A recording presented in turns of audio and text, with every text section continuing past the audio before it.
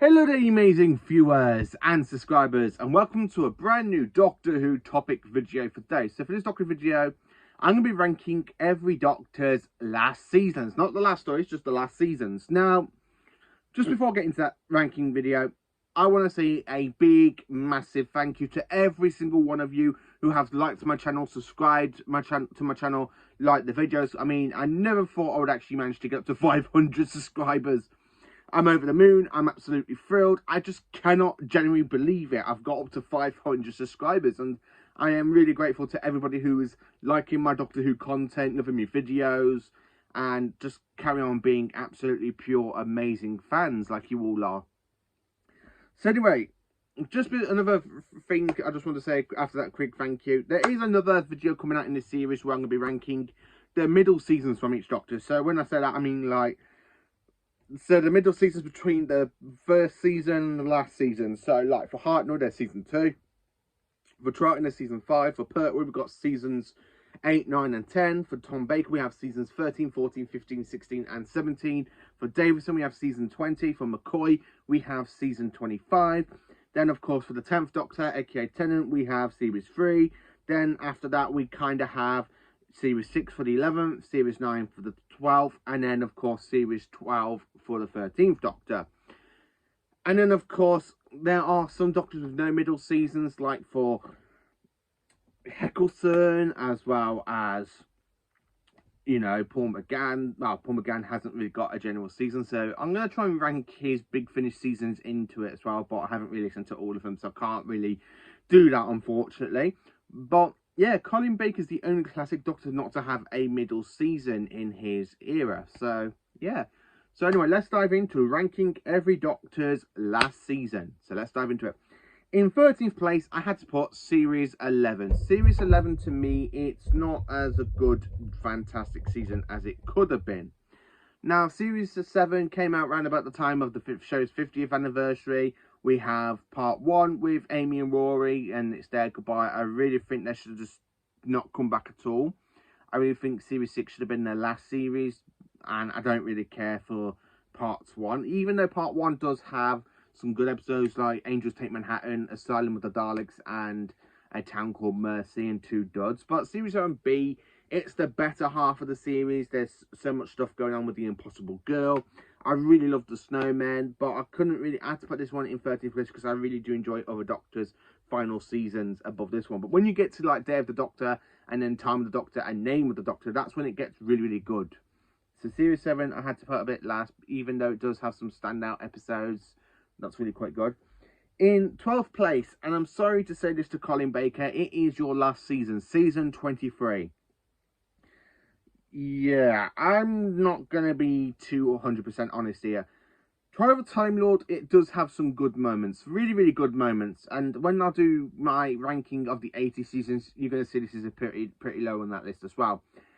Trial of a Time Lord, it's one massive story arc with the Doctor on trial by the Time Lords, and they're basically talking to him. I do quite enjoy it. I do rewatch it now and quite often, to be honest with you. But out of all the other Doctor finales, I can't really say it's actually quite good, because the show is suffering from the backlash of the hiatus back in 1985, and it really does show in this season. And I'm sorry to say it, but I had to put it a bit low because I do quite enjoy it.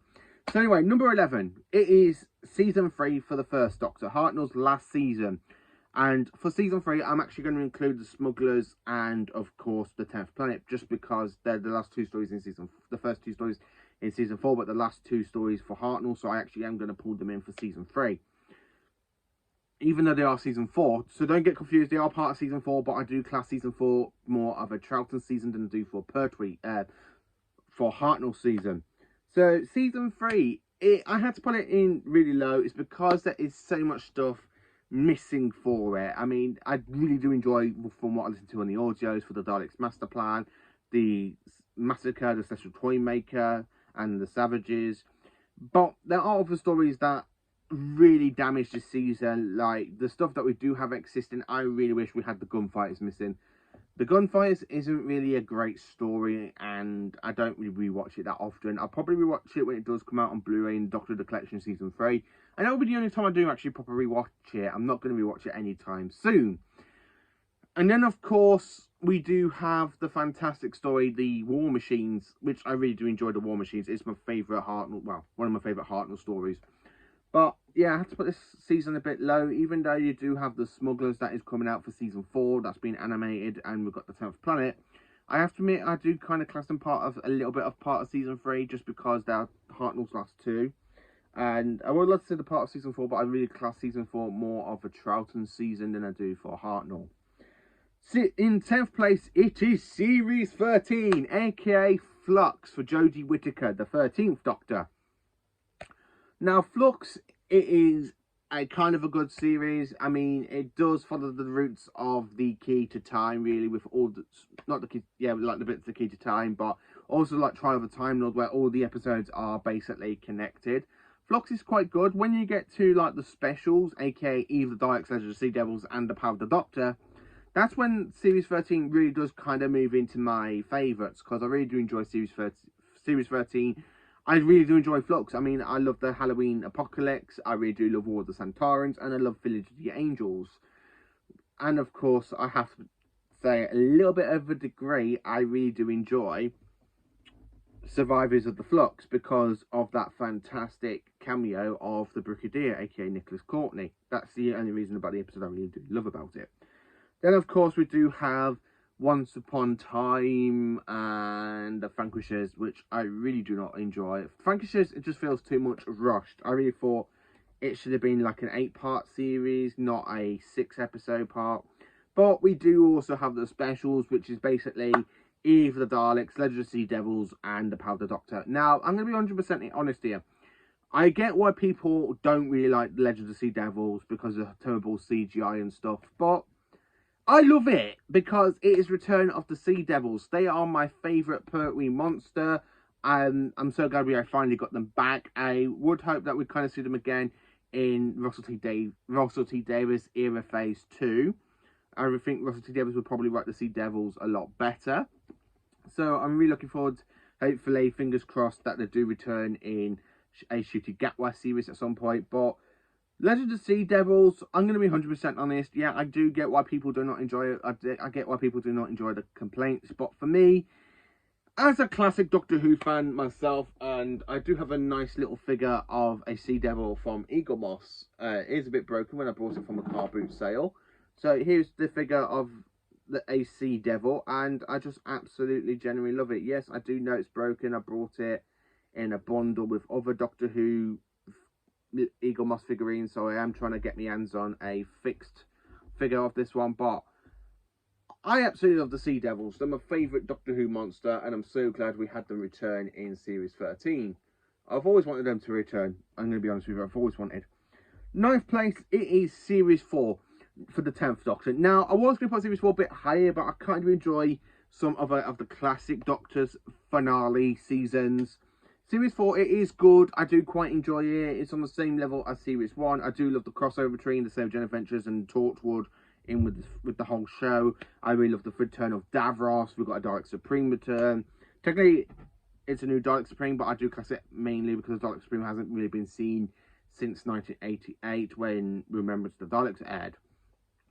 And it's also the return of Davros. And then, of course, the rest of the series is quite good as well, because we also have the return of the Santarans, who actually haven't been in Doctor Who since 1985 in The Two Doctors. So it's really good. I really do enjoy Series 4 for that. I love the fact we have the returning monsters like the Santarans and the Daleks and Davros and the Dalek Supreme. I really do enjoy this season. It's actually quite good, and I absolutely love it. It's brilliant. I absolutely love it. But I was going to say, I was trying to put it into the top 5, but I really do enjoy other Doctor's finales. And also for this video, like I did for ranking the first Doctor's, ranking every Doctor's first seasons, I included the TV movie. And to be honest with you, I had to include Night of the Doctor in this because I really do enjoy Night of the Doctor, even though it's like a little mini-sode and it does have the regeneration. So I do class it in this list. In 8th place, it is Series 1. Yes, Series 1. Now, I have included this for Eccleston before when I mentioned it in ranking every Doctor's first season, but as I said in that video, Series 1's basically a first series for the 9th Doctor and technically his last series because he regenerates at the end of the series, so I do class it as a beginning series for him and a last series. But I have to be honest with you, I really do like Bad Wolf and Pint of the Ways. It is a good finale, so I'm not really going to talk about this series much because I did talk about it in the other ranking video, so do go and check that one out because I had to put it in here because one, it is a first Doctor season for him and it's also his last season, so yeah, I had to kind of include it together. In 7th place, it is season 11. It's season 11 for the 3rd Doctor, aka Jon Pertwee. Now, once upon a time, I would have put this a bit lower, but I have enjoyed my rewatch of it recently, back last month in August. Now, I love The Time Warrior. The Time Warrior is a fantastic Santoran story. It's set in the Middle Ages, so it's really good to have a historian episode for Pertwee. I really do enjoy Sarah Jane's character for Elizabeth Sladen when she gets introduced. Invasion of Dinosaurs, I have grown to love it. Yes, I've finally grown to love it for what it is. I've watched it recently, I've done my review on it, and I've actually got I've become more of a fan of that story than I was originally. Death of the Daleks quite good. The Monster of Paladon, I do think it's the weak story of the season, but it's still kind of okay. And of course we have Planet of the Spiders, Jon Pertwee's swan song as the 3rd Doctor. He has everything, car chases, we go to on Earth, we go to Metropolis 3, we've got giant spiders, the Doctor gets radiation poisoning. It's actually quite good. I really do enjoy Planet of the Spiders. In 6th place, it is season 18, Tom Baker's finale as the 4th Doctor, and the very first ever season to be aired in the 1980s. So what can I tell you about season 18, why I had to put it into 6th place? I actually quite enjoy season 18. It's one of my favourites for Tom. It's in my top 4. I'm going to be honest with you, it's in my top 4. It's straight after season 14.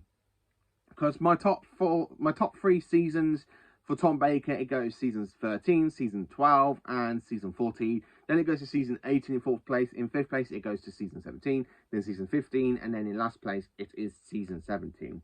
Season 18 for me, I actually quite enjoy it. I do enjoy the E-Space trilogy the most. I really do love rewatching E-Space. My favourite story of the season is The Keeper of Traken. It really does fantastic stuff by bringing back the Master.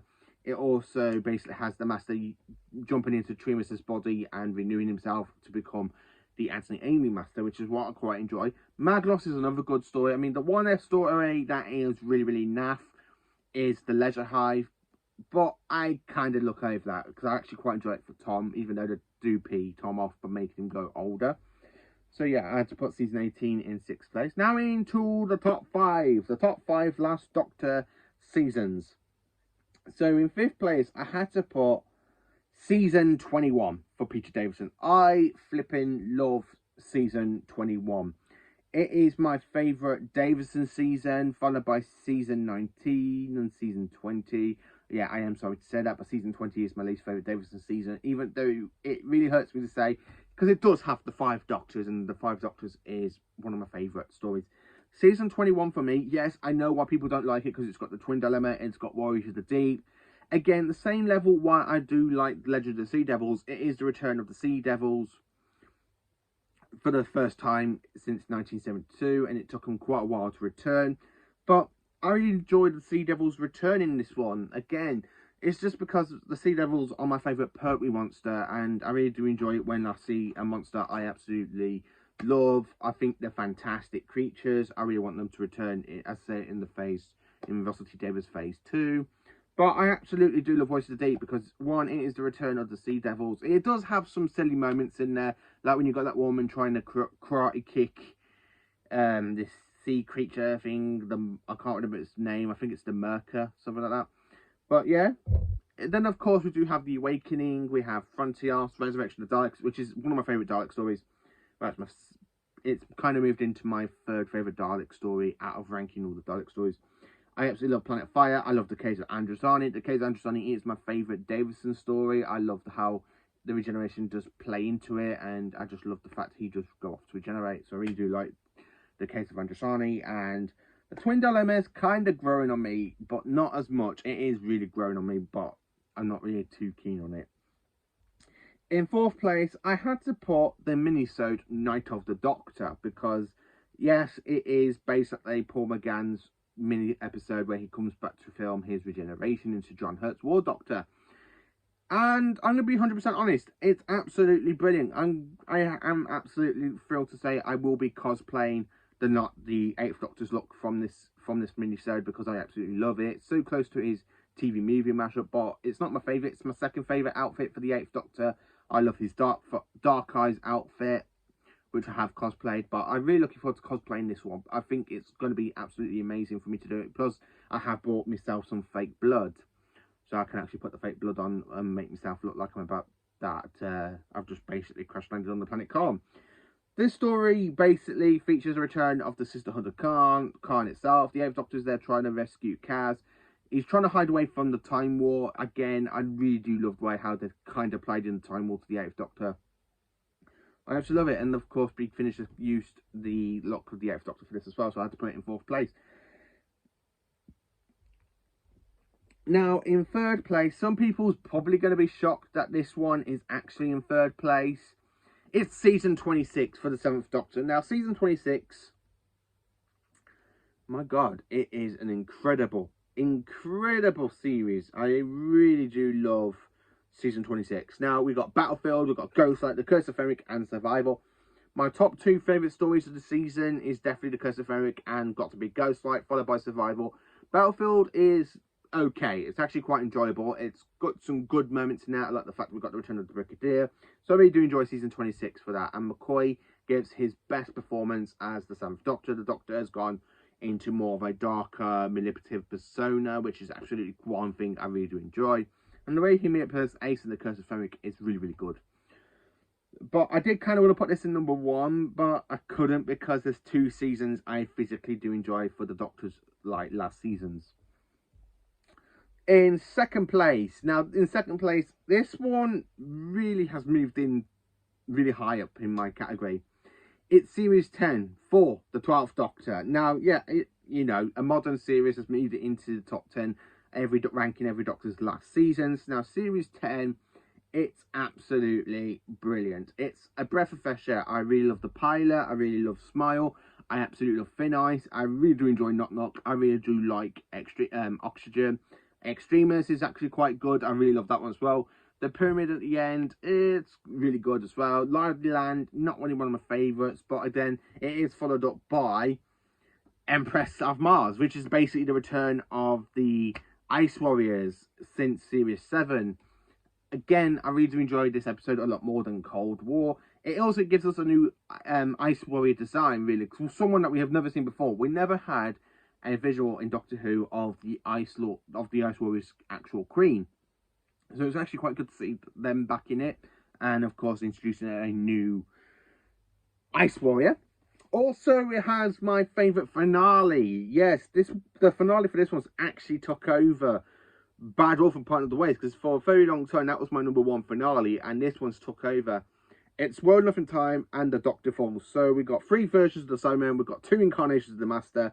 I really love it. For a multi-Master / multi-Cyberman story, it's actually quite good. My biggest complaint about it, I wish we kind of had more Cyberman designs. Yes, we do have the Mondasian Cyberman from the 10th Planet. We have the RTD Cybermen, we have the Moffat Cybermen. But I really would love to see more of the Cybermen like through the ages, where you got the Moonbase / Tomb of the Cybermen. Then, of course, the Wheel in Space Cybermen, the Invasion Cybermen. Then, of course, we have the Revenge Cybermen, which I really want them. And imagine the Earthshock up to Silver Nemesis Cybermen in this episode. It will be a proper fantastic episode. It would have been to have every version of the Cybermen. But I'm grateful for what it is. I really love I really do love the master plot between Missy and Johnson's Master. And then, of course, we do end it with Twice Upon a Time. And it's a good way to have a multi-Doctor story to kind of end off a Doctor's season, finale season. And it's actually quite good as well. I love it. And then number 1, so my favourite season for ranking for this list of every Doctor's last seasons, it's season 6. My God, I absolutely love season 6. It's my favourite Troughton season. It's my favourite regeneration kind of season. It's absolutely brilliant. So season 6, why I put it into first place? Well, It does have one story that I really do not like, which is basically the Dominators. I find it a bit boring, but Troughton does save it. But after that, we got the Mind Robber, we got the Invasion, you got the Croutons, you got the Seeds of Death, and then of course the Space Pirates and the War Games. The War Games. I mean, come on, the Second Doctor has to go at the Time Lords. I really love that. I really do love that court scene. While you have been observing the evil in the galaxy, I have been fighting against it. I just absolutely love the War Games. I think it's a good regeneration story. Not my favourite, but it's actually in the top 5. And I really do enjoy season 6. It's absolutely great, brilliant.